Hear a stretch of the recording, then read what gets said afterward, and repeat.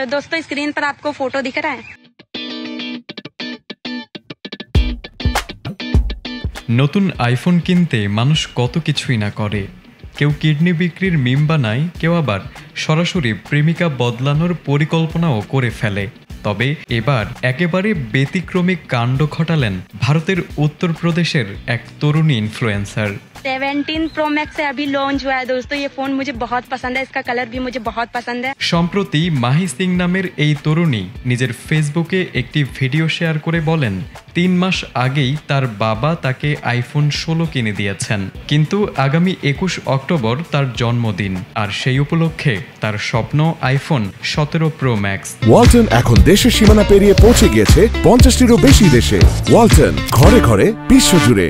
ভারতের বাজারে ফোনটির দাম প্রায় 1,49,000 রুপি, কিন্তু এত টাকা মাহিকে দিতে রাজি হননি তার বাবা। তাই তিনি নিজের শখ পূরণে সামাজিক যোগাযোগ মাধ্যমে ভিডিও প্রকাশ করে হাত পাতলেন অনুসারীদের কাছে।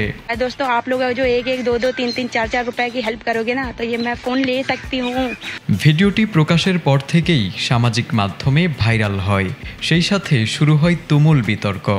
অনেকে মাহির এই কাজকে ভিক্ষাবৃত্তির আধুনিক রূপ হিসেবে আখ্যা দিয়েছেন, আবার কেউ কেউ মজা করে বলছেন এভাবে চলতে থাকলে ভবিষ্যতে এই মেয়ে হয়তো বিলাসবহুল ফ্ল্যাট বা গাড়ির জন্য দান চেয়ে বসবে।